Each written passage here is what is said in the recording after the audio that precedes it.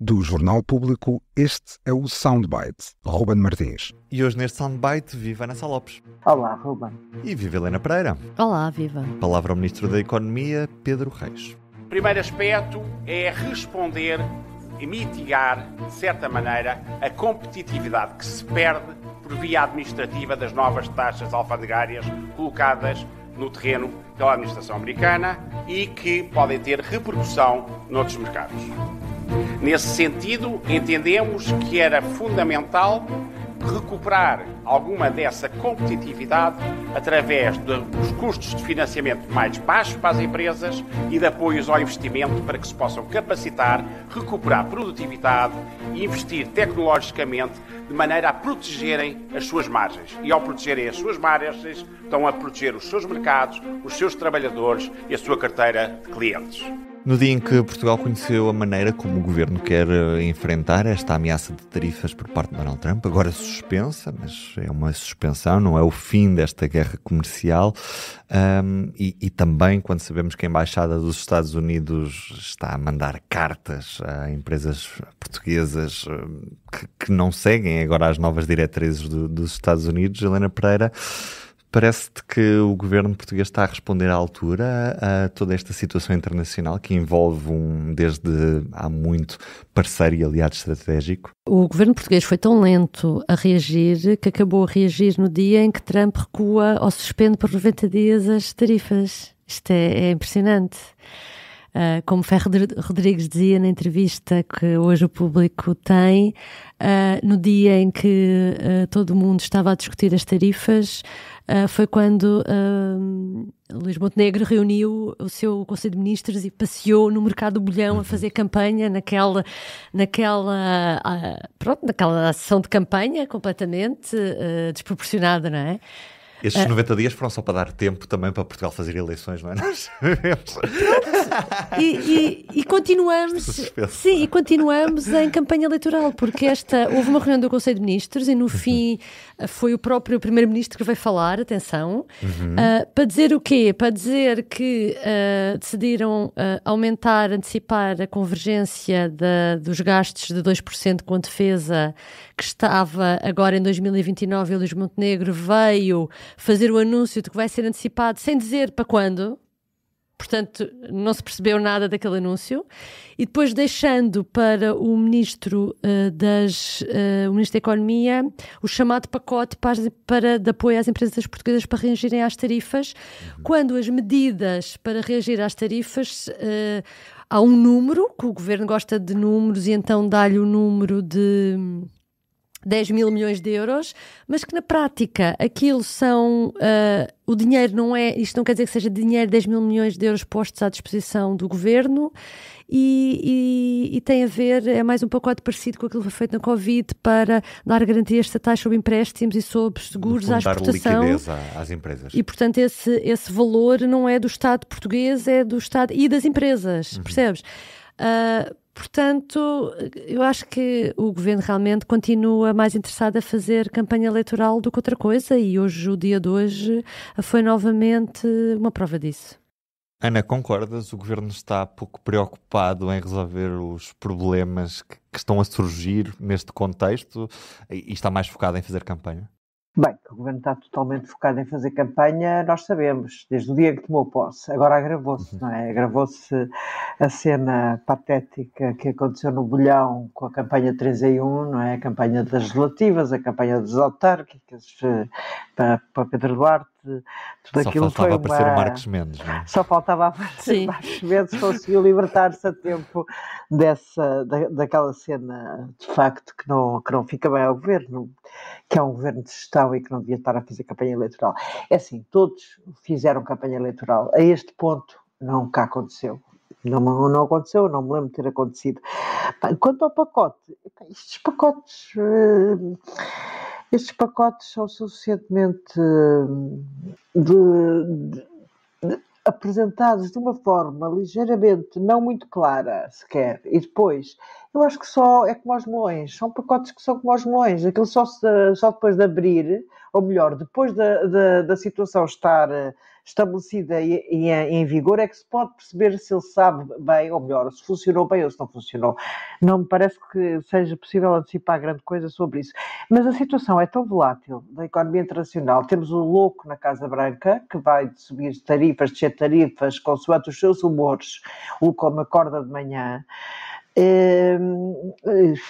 Não nos esqueçamos que ele disse que era a altura boa para comprar ações e que há dúvidas sobre se aquilo não foi uma sim, vai manobra, ser investigado e vai ser investigado por isso. Sim. Uma manobra para favorecer alguns amigos empresários.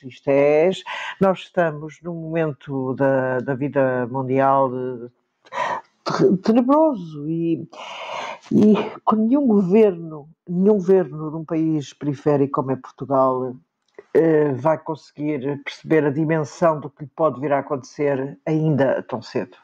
É verdade que o Montenegro tem sido muito criticado, nomeadamente pelo PS, por não reagir às tarifas de Trump, e a Helena tem razão. É verdade que no dia que ele andava a fazer campanha, no dia que apareceram as tarifas, mas eu também acho que é muito difícil qualquer governo perceber o que vem aí, porque nós estamos a viver nós temos uma economia fraca, pequena, temos uma grande dependência, ou pelo menos ainda uma razoável dependência das exportações para os Estados Unidos da América.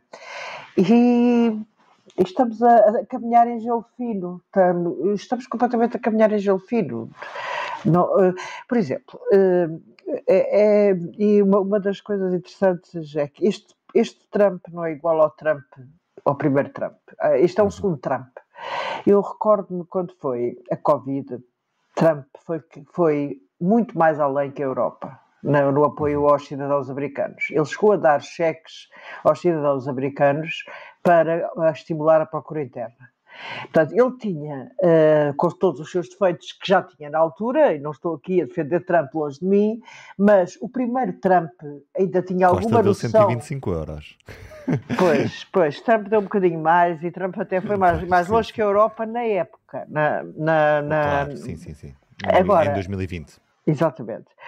Agora, temos aqui um problema grave, é que o Trump, que neste momento está à frente dos Estados Unidos da América, é possível já termos saudades do outro, porque o outro era menos louco. Este veio num estado de total imprevisibilidade, vingança, loucura.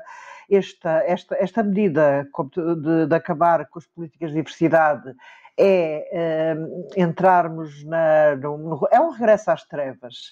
As políticas de diversidade são uma coisa antiga e onde havia bastante consenso entre os dois lados do espectro político americano e havia algum consenso. Mas a MAGA, o Make America Great Again, é de facto um movimento, não vou dizer autocrático, e para a ditadura, sem dúvida nenhuma. Num dos podcasts aqui do Público dedicados à política internacional, o diplomata Teresa de Sousa queixa-se muito, ou diz que Portugal perdeu a relevância internacional com este governo de Luís Montenegro, uma vez que Luís Montenegro, de certa maneira, tem passado quase para uma segunda divisão na Europa. Nós já éramos uma segunda divisão, se calhar até estamos a entrar na terceira divisão, muito por causa de Luís Montenegro não ter esse pensamento estratégico internacional como o governo anterior, de António Costa, e nomeadamente António Costa tinha, também pelas ambições europeias que tinha. Concordas com isto, Helena Pereira?